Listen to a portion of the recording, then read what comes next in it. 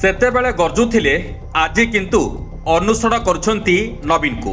ଅବସର ପରେ ପୁଣି ଚାଲିଛି ଥଇଥାନ ନୀତି। ବୁଢ଼ା ପୋଲିସକୁ ପୁନଃ ନିଯୁକ୍ତି ପ୍ରସଙ୍ଗରେ ତେଜିଲା ରାଜନୀତି।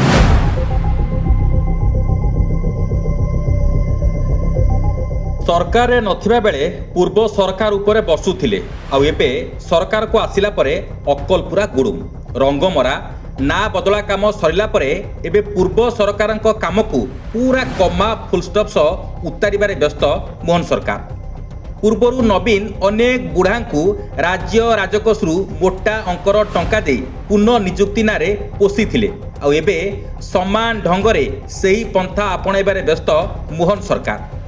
ଗତ କିଛି ଦିନ ତଳେ ରିଟାୟାର୍ଡ ପୋଲିସ ଏଏସ୍ଆଇ ଏସ୍ଆଇ ଇନ୍ସପେକ୍ଟରଙ୍କ ଭିତରୁ 800 ଜଣଙ୍କୁ ପୁନଃ ନିଯୁକ୍ତି ପାଇଁ ସରକାର ପ୍ରସ୍ତାବ ଦେଇଛନ୍ତି। ତେବେ ପ୍ରଶ୍ନ ଉଠୁଛି, କାହିଁକି ନୂଆ ନିଯୁକ୍ତି କରି ପିଲାଙ୍କୁ ଏହି ପଦବୀରେ ରଖାଯାଉ ନାହିଁ? 60 ବର୍ଷ ପରେ ଅର୍ଥାତ୍ ଅବସର ପରେ ଅଫିସରଙ୍କ କାର୍ଯ୍ୟ କରିବାର କ୍ଷମତା କ'ଣ ପୂର୍ବ ପରି ରହିପାରିବ?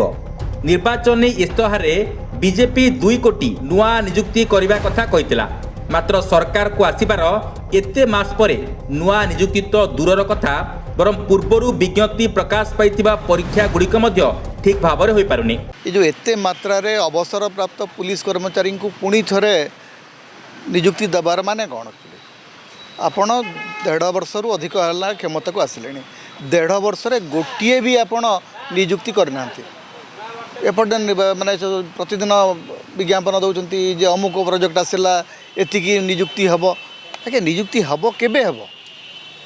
ଏପଟେ ଆପଣ ଯେଉଁ ଅବସରପ୍ରାପ୍ତ ଲୋକମାନଙ୍କୁ ନିଯୁକ୍ତି ଦେଇ ଚାଲିଛନ୍ତି ଏବଂ ଏଇଟା ଆରମ୍ଭ ହେଲା ମୁଖ୍ୟମନ୍ତ୍ରୀଙ୍କ କାର୍ଯ୍ୟାଳୟରୁ।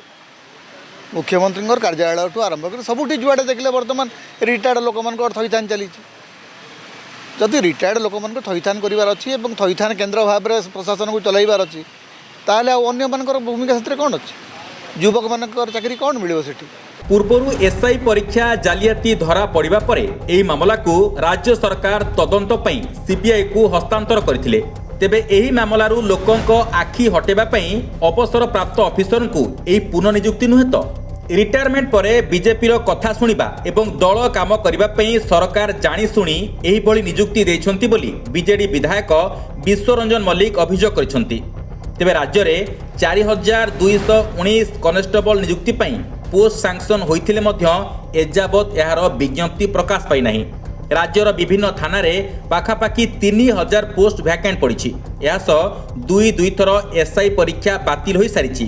ଏସବୁ ଭିତରେ ରାଜ୍ୟରେ ଲକ୍ଷାଧିକ ପିଲା ଏହିସବୁ ପୋଷ୍ଟ ପାଇଁ ଆଶା ବାନ୍ଧି ବସିଛନ୍ତି। ଆଉ ଏସବୁ ଭିତରେ ନୂଆକରି ବିଜ୍ଞପ୍ତି ପ୍ରକାଶ ନ କରି ବୁଢ଼ାଙ୍କୁ ଥଇଥାନ କରିବା ଆଶାୟୀଙ୍କ ଆଖିରେ ଆଙ୍ଗୁଠି ଗେଞ୍ଜିଲା ପରି ହେବ। Bureau report, news alert 24x7।